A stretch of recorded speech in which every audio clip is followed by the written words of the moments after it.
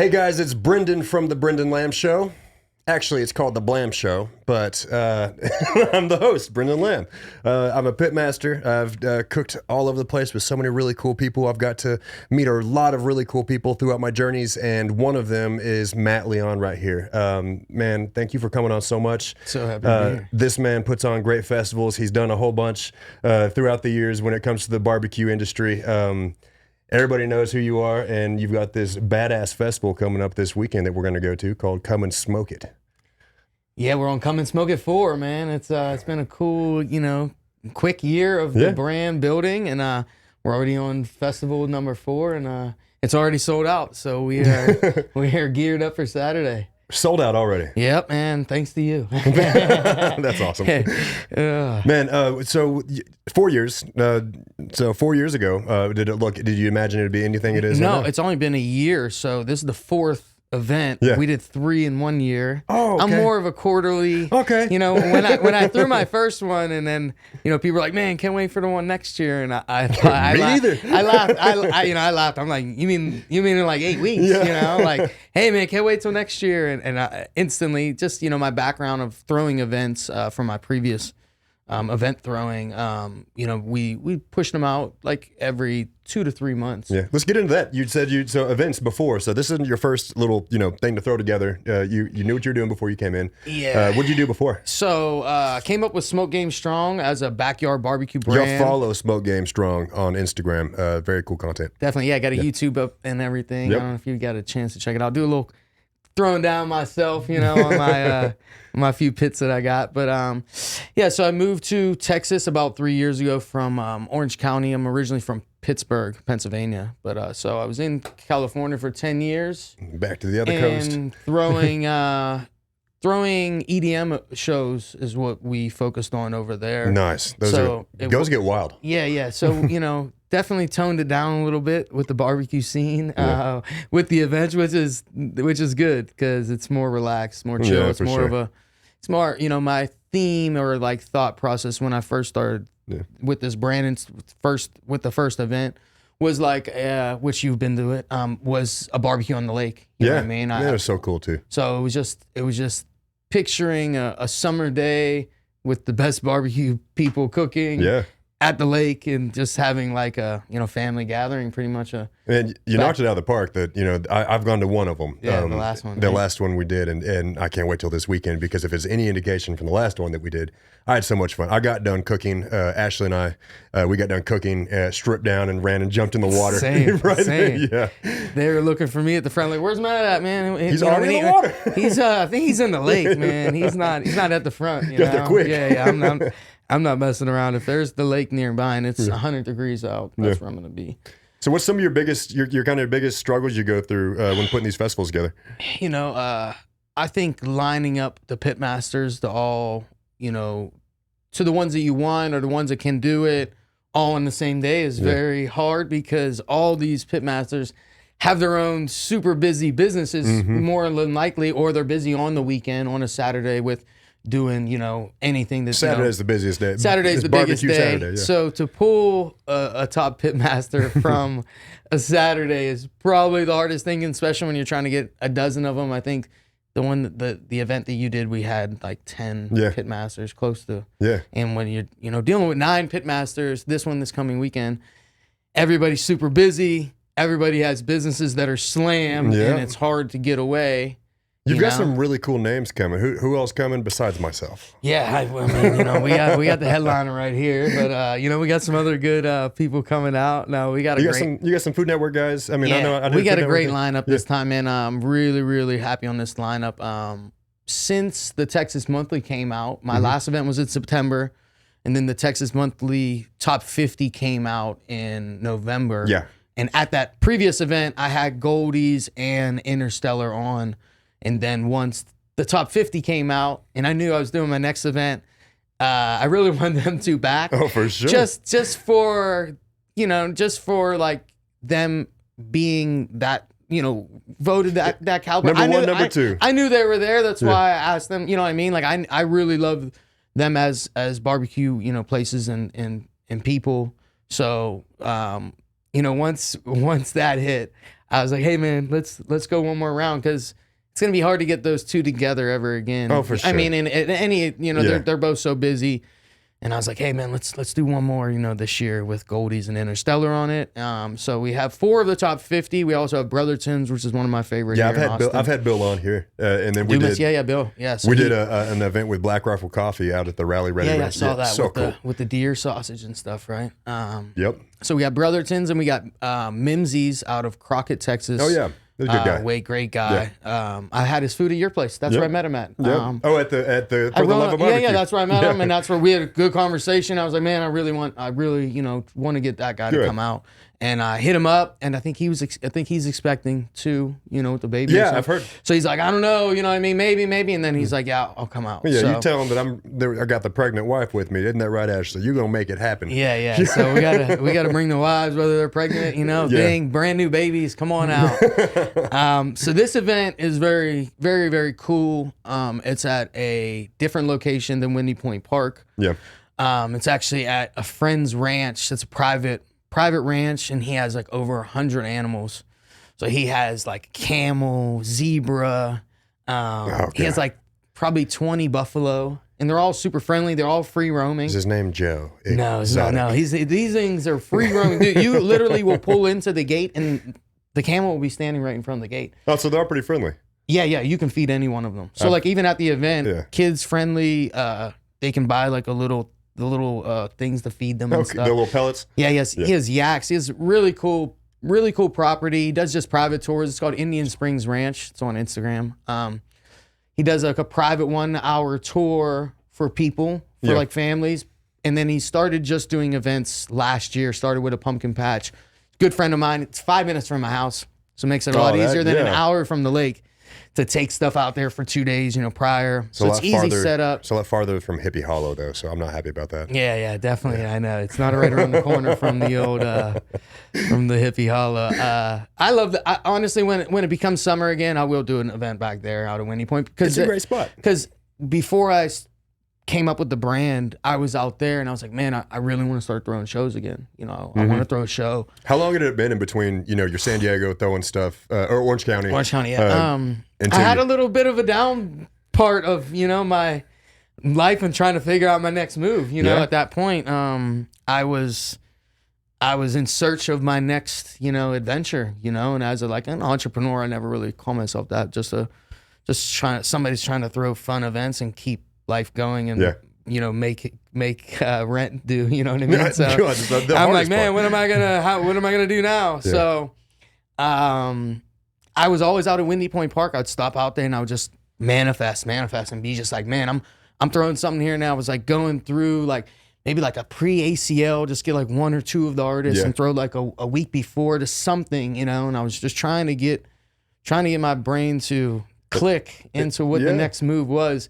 And I've always been into food. I previously used to compete in like bodybuilding and stuff like that. I won like nationals in physique before. So I was always cooking my food. You know what I mean? I know what's in it. I know I prepped all my meals when I did, you know. This is a crazy amount of calorie intake you have to do for something like that. But you know what you're eating. So like, and I've always cooked because when you're trying to compete, you need to know what you're eating. So you need to cook your food, and you're pretty much cooking a lot of food all the time. Is it a challenge, like getting around the smoker and getting up in there with your, you know, being in a wheelchair and stuff? Well, I mean, luckily I just got that brand new one built last 2 weeks ago. But previous to that, definitely didn't use an offset too much. They're just too heavy, man. You know, like and if you don't have a slab to sit there and set it on, you're over there trying to get around all those rocks and all that. Yeah, but I mean, you know, to pick up, you know, 1,000-gallon, you know, it's tank, 80 pounds, 60, 80 pounds. The swing on that will pull my shoulder and out. Doing that pretty from sure, sitting, you know. Yeah, so I always cooked, and then I was like, man, I'm really getting into the barbecue scene, knowing people here, connecting with a lot of people from. Luckily, my friend Danny of Heritage Barbecue plugged me in with everybody. So before I moved here, I love Danny. Man, Danny is me awesome. and Danny were really good friends. And then is he the one that he's the one that kind of plugged you into? He plugged me in, like, so pretty much the first or second week I moved, he came into town, worked out and helped with out at Brett's, just, you know, collabing and doing stuff. So the first week of me moving here, you know, we was at Valentina's things and just, you know, from Rolling Smoke to Kyle to everybody that's in Austin, because it's a small niche, you know what I mean? So I got cool with everybody and then came up with the brand, and I just pretty much asked the friends for favors to get on the first one. And you know what I mean? Because somebody throwing a first event, which nobody knows the brand of, it's hard. It's hard, so you better come with some heat. You know, luckily Miguel, you know, was on the first one, Valentina's at the time. It was a great lineup on the first one. You know, you ask him again for this? He did the second one. Yeah. And he honestly was just too busy, man. He's just stretching. He couldn't even make it. It was last minute. Couldn't make it to the second one. Yeah. We picked the food up and served it, you know what I mean, ourselves, because he was just stretched too thin. They're building a brick and mortar, right?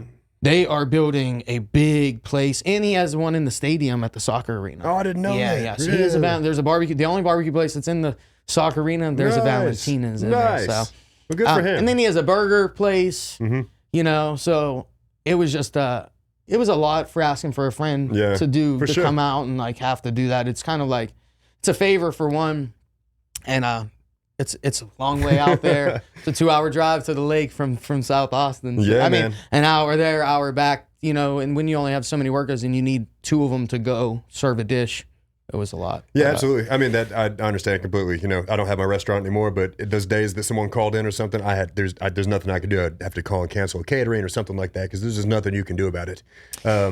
I'm sure somebody able to find the way, but I'm too ADD. I can't. Yeah. So, man, it's been a good year. I started the brand in I think May of last year, and it's taken off, man. It feels like it's been here a lot longer than that. No, it's only been a short time, but it's here to stay. Yeah, it really is. It really is. People all over talk about you. Yeah, so. I just want to do cool things with my friends, you know, hang out. I want to do hood rat shit with my friends. I'm just trying to throw some cool barbecue events and make sure the value is always very worth it. That's my biggest thing, because when I go to events, I'm a very, very long time festival goer, you know, organizer. All of that. I mean, but like going to festivals, so with that, you know, you always want to make sure the value is worth it. Yeah. You know, whether it's what all is included from food to entertainment. You know, I have 3 bands coming out. That guy you had playing last time, he's going to be there again. Yeah, he's playing. What's his name again? Justin Langston. Man, he's he was really good. Killer. Yeah, he's cool. He's the one-man band. Dude. He really is. He throws down. He played for hours. He was there for like 6 hours last time. He did. I was like, hey, man, listen, we want you to play the whole time this time. But I know it's hard on you. If you want to, you know, get a couple other friends that are really good. He got this guy, Paul Val. I just seen him on Instagram a bunch lately, and he's been... he played on the Ibble stage. Yeah. He's playing the event too. Sweet, okay. Yeah, so we got Paul, and he just locked in. I mean, just the other day. Yeah. I just yelled into the mic. I'm sorry about that, guys. But yeah, so Paul's coming out, which is like, I haven't seen him yet, but he looks like he's definitely a great entertainer. Yeah, he is. They're really good. Yeah. So I'm stoked. You know, I mean, I think it's a $60 ticket, all food and drinks, you know, entry to the ranch, you know, free parking. It's a super value. But it's sold out. It's sold out this year, guys. I'm sorry. It's already happened. So I got him on the show a little bit late. But y'all go ahead and start planning for not next year, but next quarter. I think I'm going to shoot for early to mid-July. Okay, is what I was thinking for the next one. Y'all follow Smoke Game Strong on all and follow Matt. We're gonna get him set up on Ibble. We'll let you know. Definitely. And I have one. It's gonna be Smoke Game Strong on the Ibble for sure. Yes, it will. Yes, it will. That's cool. So I mean, you like you said a minute ago, it was crazy switching gears from going from EDM, and everybody knows how. Like crazy. Or going from middle of the night parties at 4 a.m. to ending them at 4 p.m. Right. You know what I mean? So I mean, there's a huge switchover when it comes to that, and there's a different energy that has to be brought. You know, completely different energy that has to be brought to it. Totally. And not only by the people attending, but by what the atmosphere you're trying to set up out there. And has it been a hard transition at all? Because I mean, I did a whole bunch of stuff for the Love of Barbecue Festival, and I have never had to do anything before that. You know, when it came to throwing a festival, and it was so much work. Yeah, honestly, it's not my first rodeo. I've probably done 50 shows in the past over 8 years. Me and my brother, we did club events, you know, like a weekly club that we were a part of, and then our own one-offs, big events. We had like 2,000 people at our biggest show. Holy hell! You know what I mean? It's funny. Like you do like secret pop-ups in the forest kind of shows and No, stuff. You ever ours do were those? at premium event. Premium. I rented the Henry Fonda Theater on Hollywood Boulevard No a way. few times, which is like a 100-year-old Yeah, venue. yeah. The Grove of Anaheim, which is right next to like the Anaheim Stadium. Premium. Yeah. You know, Those are big events. venues. Yeah, we always did quality events. I mean, we threw some at other places, you know, that like smaller club events or sure. stuff. But we always, I ran the Agora Theater in Cleveland before. I threw an event in Cleveland once. Wow. But like a 100-year-old theater, like, I mean, anybody's, you know, from the 1920s, 30s were on that stage like at one point. So I always liked old theaters. Yeah. It was always you our history jam. buff kind of. I just like the theaters that have the second row. So like when you have somebody on stage, it has the double. When I'm Ashley big and I- fans of those old theaters. I am too, man. When Ashley and I got married, we got married at it's the old ranch style bean factory. I think I remember seeing pictures. Yeah, or and something. it was so we got, and it's a distillery, Silver Star whiskey, Silver Star spirits, I think. So they do a few different spirits Couple out there. But we did it right inside of their distillery area, and they cleared it all out, and there was like the row of seats, and then they had a whole balcony with like it was complete overflow. So I felt like I was like on stage at this like concert or something like that when we were getting married. It was cool as hell. That's awesome. No, but it's really the feeling of it. I mean, switching gears from that, man. Yeah, so luckily from throwing previous events, and my wife, she's never known of my event past, because in the last year or two in California, I didn't throw any events. I was out of the scene.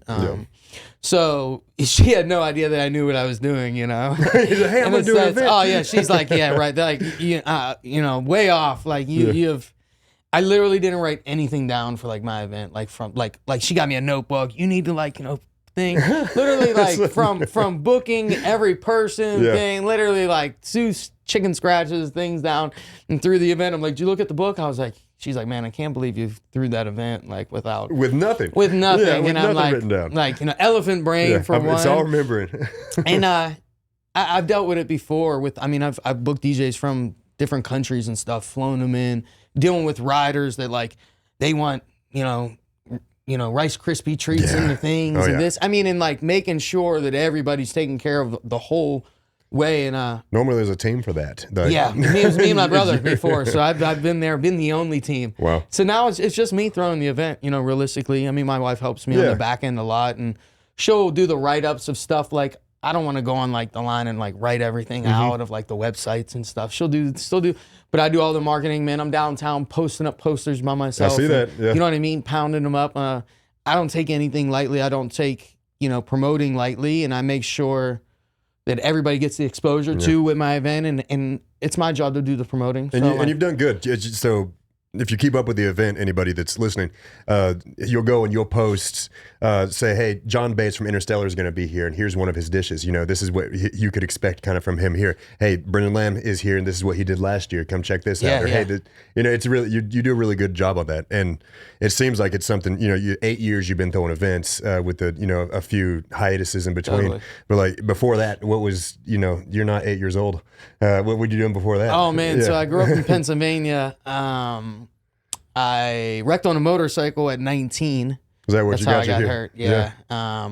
I was just crazy and wild, and it was bound to happen. So, that's is that something you wanna? What were you were riding a wheelie at 180? No. The fastest I had my bike on was 186. That was the fastest. But that's that Gixxer 1000. Yeah, the 1000. I had an 05 brand new 1000. When I was like 19, like fastest brand new bike out. I was trying. Those things are crazy. So I literally wrecked every bike I've ever owned. Yeah. Whether if it was trying to do endos or donuts or anything crazy. So not just riding and riding at 180, you were stunt riding. So you had to have the I could pegs, ride. the cage. I never had any cages or anything. This is the early scene of stunt riding. Realistically, my friends became really good stunt riders and like trying to make it a profession after that. Yeah. That's when you were putting the cages on.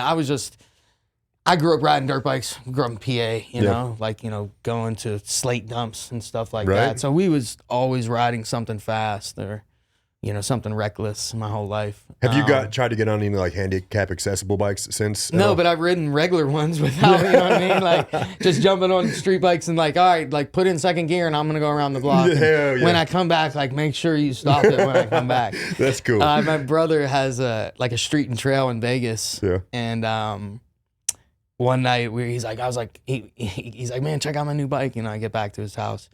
And I'm like, let me ride it, and he's like, oh man, I don't know. He's like, come on, like, let me ride it. Hop on the back. He's like, all right. And he's short. I'm like 5'6". I tell people I'm 6 foot, now, just because they ain't gonna know the difference anyway. So I'm like, like probably 6'1". You cheater. So I had to work for my 6'2". Yeah, seriously. I'm like, I'm 6'1"-ish. I don't know, maybe right around there. That's great. I think I shrunk a little bit since I got hurt. Slight. Yeah. But so my brother pulls his street and trail. It's like an XR 250, the street and trail dirt bike one. Yeah. And I'm like, let me take it around. He's like, all right, I'll just hop on the back. So he like hops on the back, and then we both just fall over. like his feet didn't touch or something. We just boom, fall over. He's like, all right, no, we're done. We're putting it away. And I'm like, no, I'm just riding it. I'm gonna go around the building and just stop me when I get back. Yeah. All right. Put it in second gear, pull out, boom, go around. There was 2 turns. So like I made a right, and then I made a left, and then I made the first left. I go, and it's a dead end. Oh, great. It's literally like the width of like a driveway or like an alley. So there's no turning around. You got to be a really, really good rider to not put your foot down and like, I'm coming down to it and I'm like, oh man. So I just like hug the wall and I like bust the U-turn within like, super tight U-turn. I come back down that way. My brother's like, how'd you come back down this way?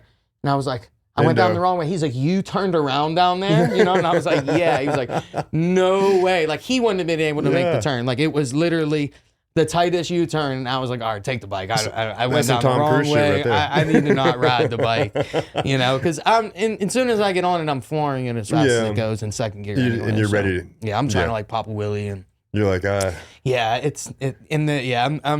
I'm not good with fast things behind my hands. Well, you're great with it. Now I'm all, I got a lead arm. So like when I'm flooring the gas pedal now, people say you got a lead foot. Yeah, lead arm. I got a lead arm. So you get pulled over sometime. You're like, I'm sorry. I just. Yeah, no, luckily I recently got rid of my Corvette. And so didn't you say you got a bunch of tickets in that, didn't you? No, not too many. I don't know how people, as soon as they see it, it's red on red on red.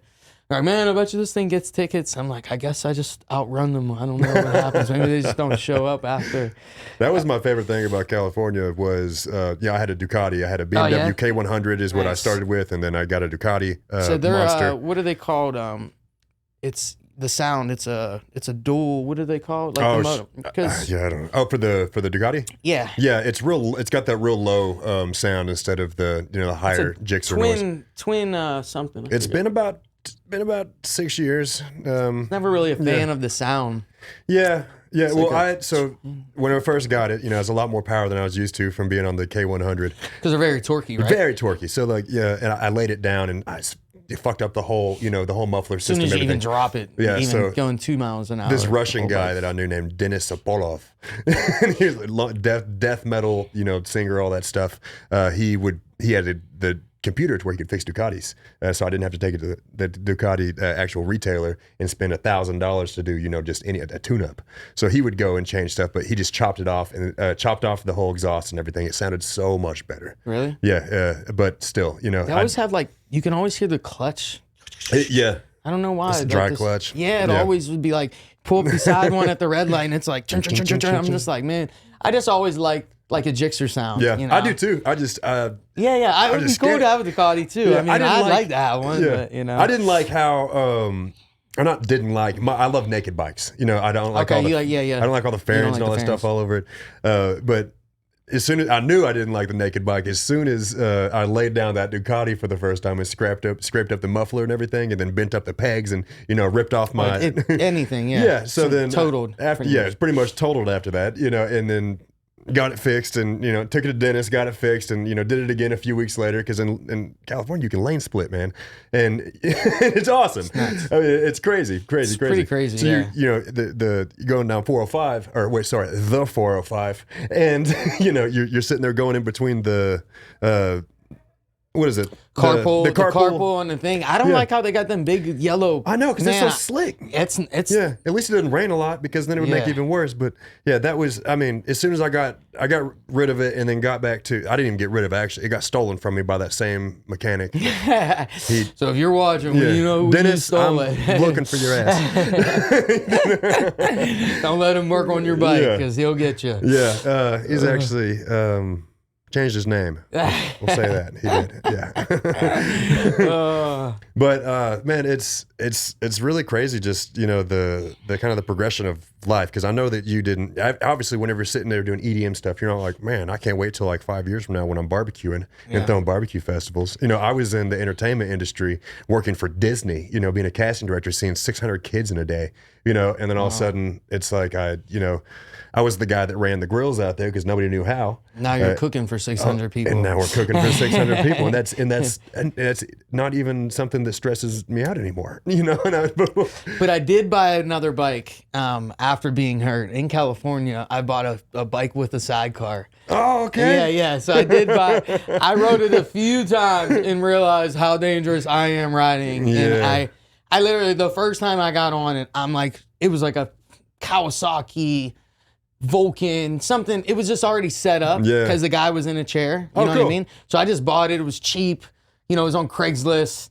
And the first time riding it, I remember I was trying to go like as fast as I can get it going. And I was just like, I don't think I should probably. Yeah. And then I hit a turn and the sidecar came up on me. That's the scary part. And I was just like, it's like riding a trike. Nobody, I remember wrecking on a 3-wheeler when I was younger. They're horrible. They're horrible. You barely turn. So it's literally like riding that again. And I was like, yeah, this is definitely not the smart. That's why they don't make them anymore. I literally put a seatbelt on the bike. Yeah. So like if you wreck on that bike, you are strapped to the bike. Going with so it. Yeah, it's. I was like, I got away with it once. You know what I mean? Not again.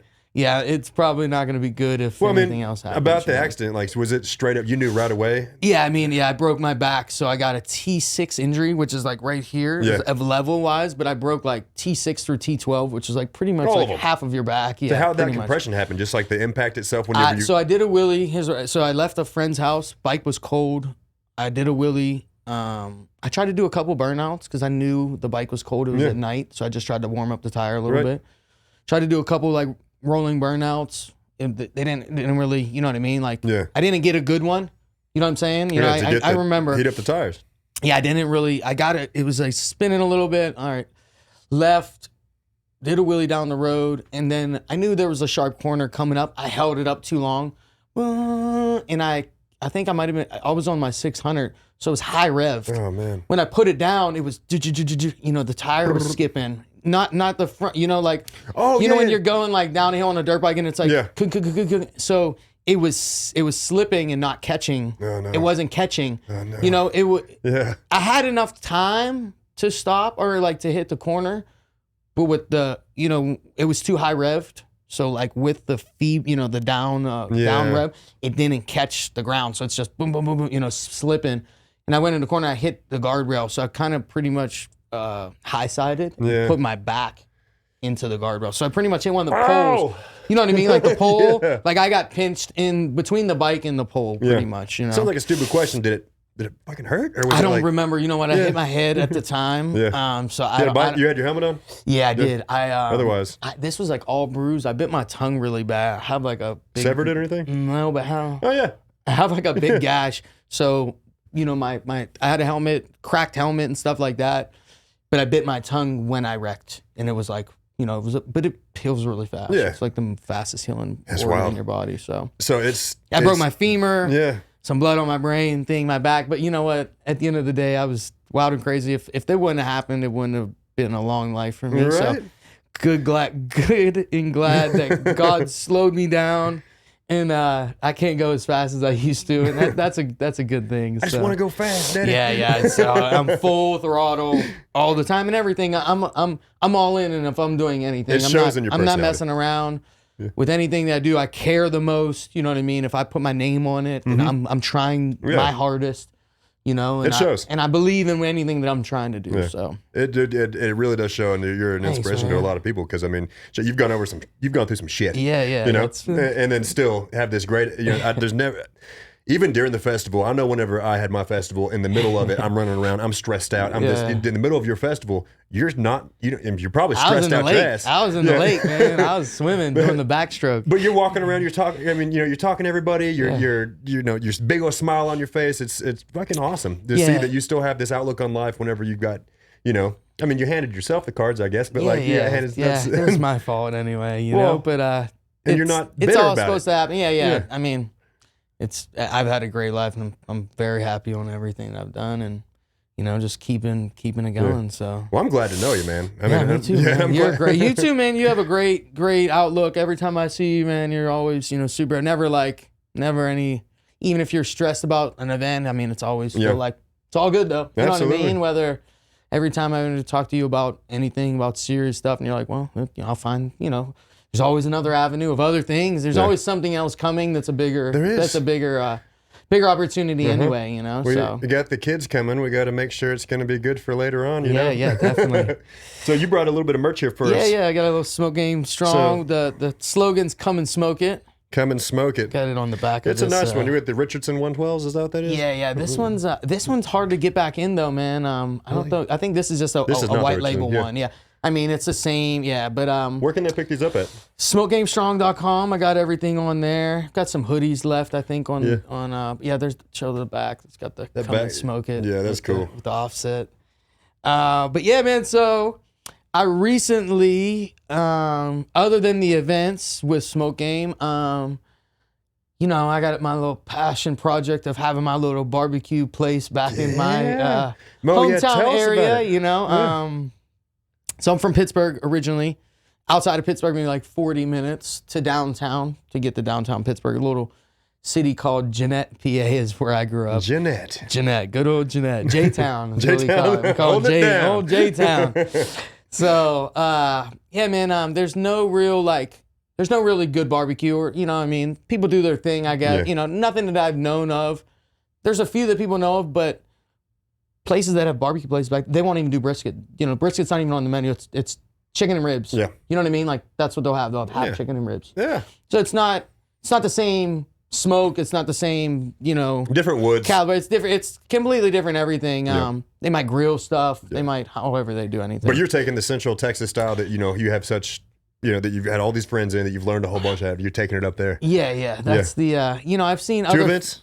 So far, 2 events? I did 2 events. I did March 5th and then April 5th, just this past, or no. Where you called? I did, what's the event called? So I just call it Smoke Game Strong Barbecue, BBQ. Cool. You know what I mean? Like that's just what I didn't really make a branding for it. I just been using this branding. Yeah. But just did a pop-up, 2 pop-ups. So I did it a month ago. So this is March, so I did it last month. And did it this past the 5th. And the first one, I had a good invite page on Facebook is where I had the most of the people that I know from Pennsylvania. Yeah. That's where my marketing went into on Facebook. Yeah.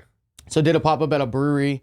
What brewery? It was called Invisible Man Brewery. It's in Greensburg, Pennsylvania. Sweet. How far is that from the hometown? 10 minutes. I mean, it's literally the next little city that's bigger than my small town that has 1 brewery. So you go this to that one has 10. Yeah, gotcha. It's more of an established town. It's not a city. Cool. It's a town. So first pop-up, I get back there. It's 10 degrees out. It's snowing. There's 5 inches of snow on the ground. My dad's driving me to my friend's house where my smoker is. I have a Southern Pride 1400 back there. So a huge smoker. Oh, yeah. Rotisserie. Great for anything, you really? know? Yeah, they're very versatile. Very versatile. Yeah. So he's driving me out there and it's just pouring snow. The roads are covered. He's like, so is anybody coming tomorrow? And I'm like, I look at him. I'm like, I don't know. I don't by the roads, probably not. Probably not. But I'm cooking. Yeah, I'm cooking. So we did 18 racks of ribs, 8 briskets, and 8 butts. And we got there a little late. I was supposed to, be there maybe 2:33.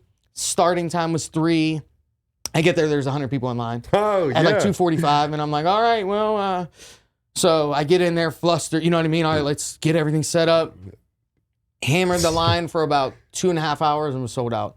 And it was turning people away at the end. No way. So yeah, we sold out.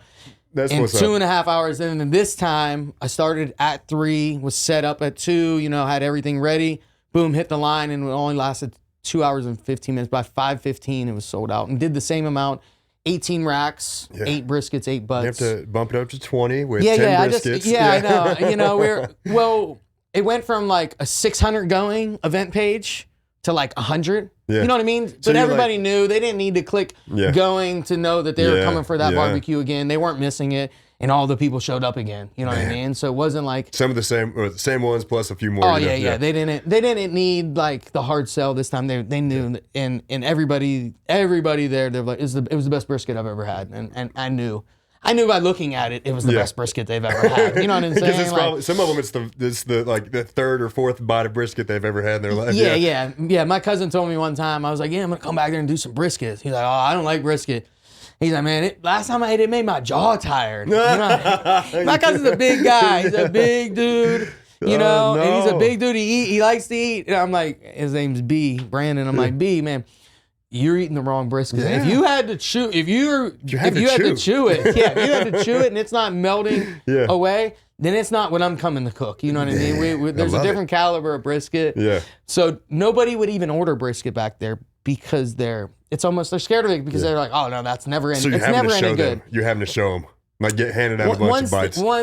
Once they knew, I mean, just the marketing alone, they were like, this is something different. You know what I mean? They knew that it was something different. Yeah. And it showed. It was completely. So they all had it. They all it was very well received. Obviously, I did like a 3 meat, 3 side platter. Yeah. And everybody it was like platters, and they just got everything. Sweet. What should I get? I'm like, the platter. You know what I mean? Yeah. Like try everything, and then next time, you can pick what you want. Come get some brisket. Then they just come and get everything again. Yeah. So platter really then they come and get 2 platters. So the next time. That's good. So yeah, man. When's your next Pennsylvania day? I'm gonna do one April 23rd. All right, mark your calendars. Yeah. If you're in PA near Pittsburgh. Yeah.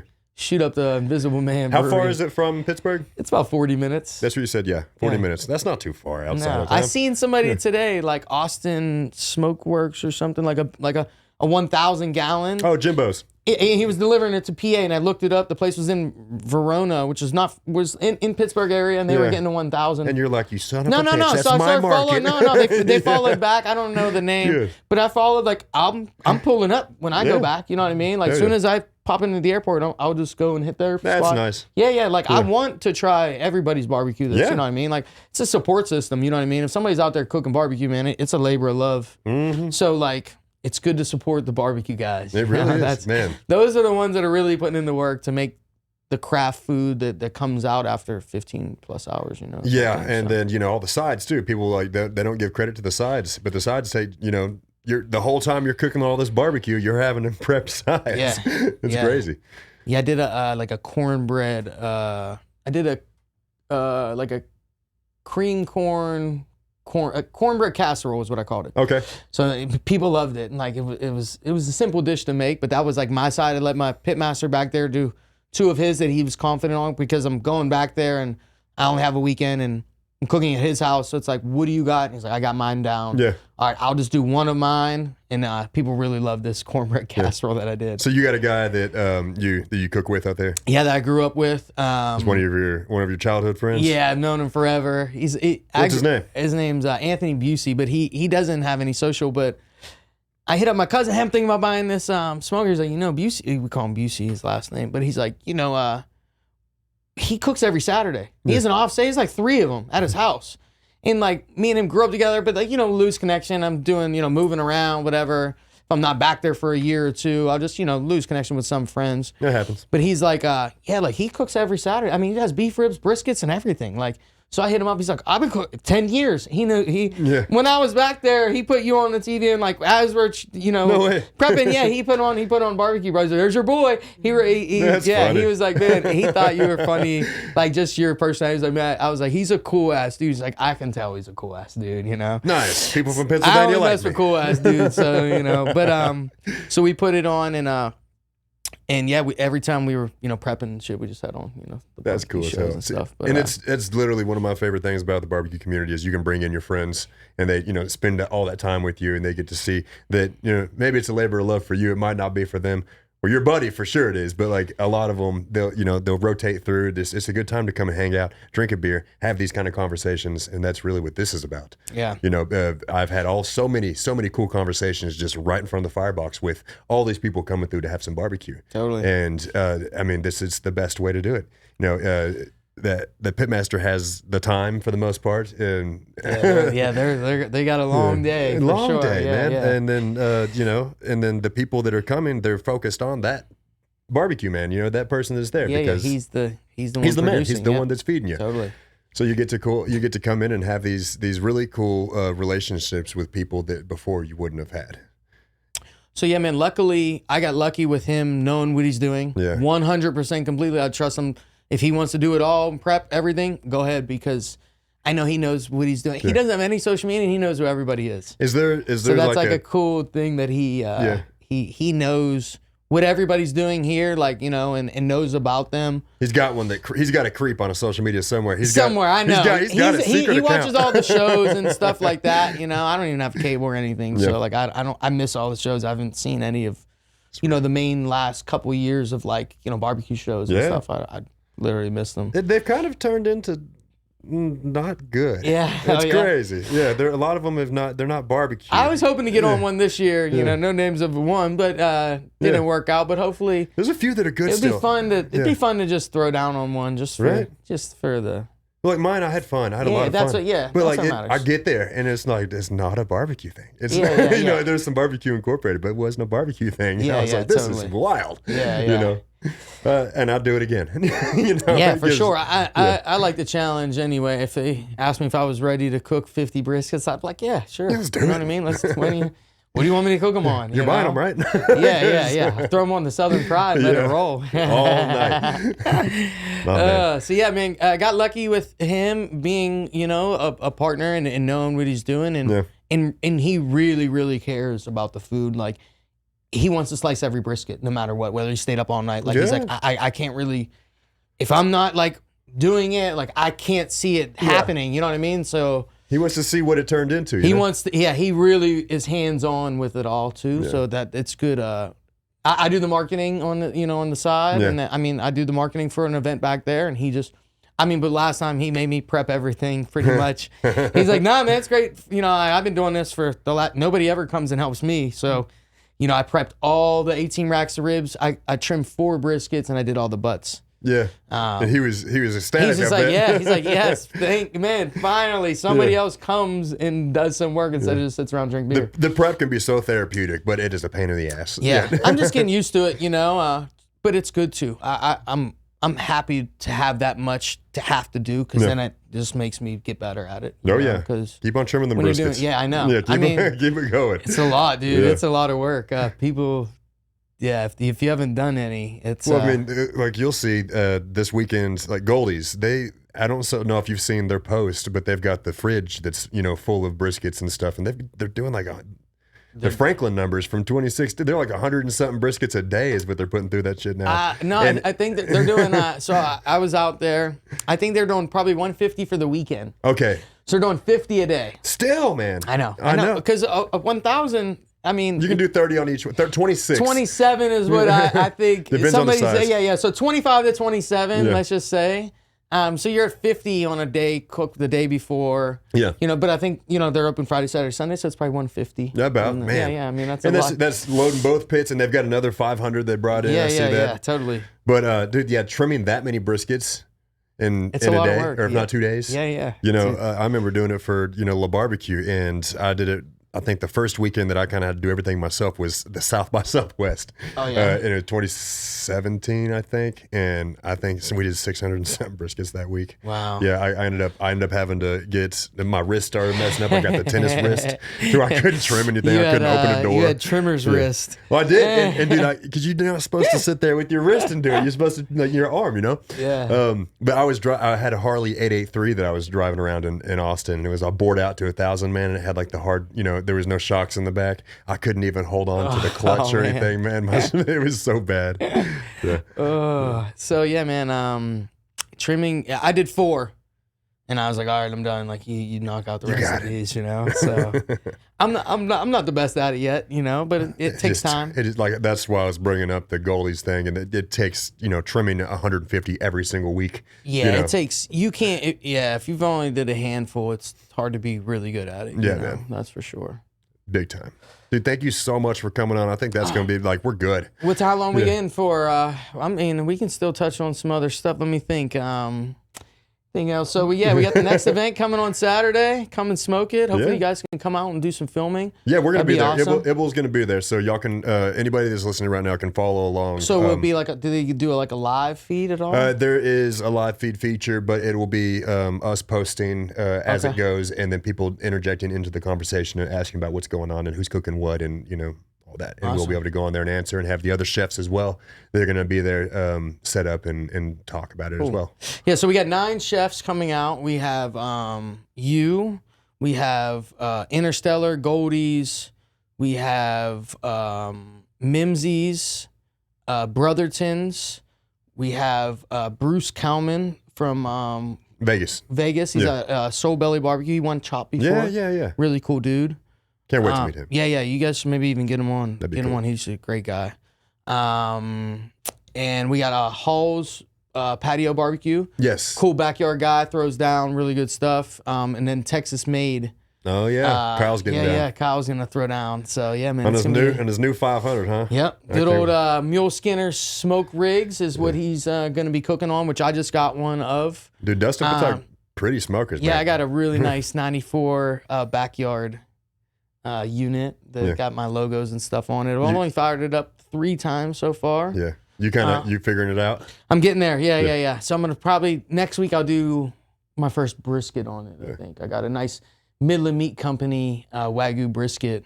That's my meat sponsor. Yeah, they are great. They've been around. They just got inducted to the like Texas Hall of Fame, like Cowboy Hall of Fame.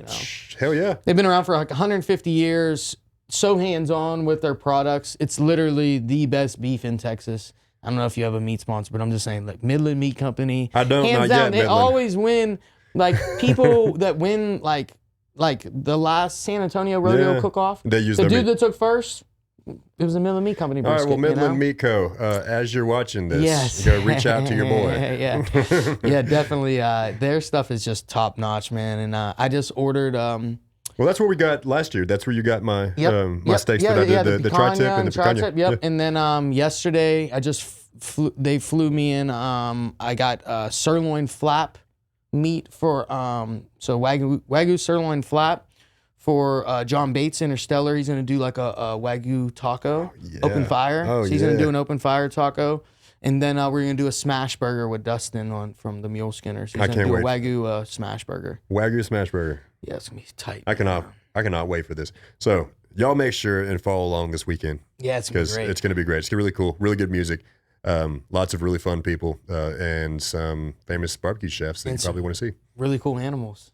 Oh yeah, the animals, man. We're gonna try and keep them off the pits. That's what we're gonna try. Yeah. The animals, they're just the friendly. Yeah, you bring me an ostrich egg or something, and we'll. Yeah, he got an emu. I don't know if that thing produces eggs or not. I think they do. Do they? Yeah. It makes this like boom, boom, boom, boom, like noise, like deep in its like chest. It's weird. And you can feel it. Yeah, it's super. That one's always around. Like it likes people, and it always comes around. Like you'll see it for sure. I'm gonna ride him. Yeah, definitely.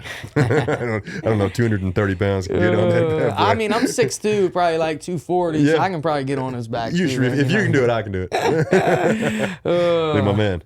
Well, hey, man, it's been great to be on, man. I'm glad to come up in here and throw down. And I'm excited for this Saturday, man. Yeah, me too. Glad to have you out again. And, Thank you so much. It's been great to be on here. And I can't wait to get on the app and start my own conversations and get into see what the people are talking about. Yeah, dude, it's really cool. You're gonna really like it. Yeah, I'm excited. Yeah, and I think everybody that wants to follow along your journey is gonna like it too. Yeah, man, we're just getting started, so follow along, and it's gonna be a long road. Yes, sir. Long smoky road here. Long smoky road. All right, guys, thanks for listening to the Blamb Show. We'll see you next time. Appreciate it. Peace.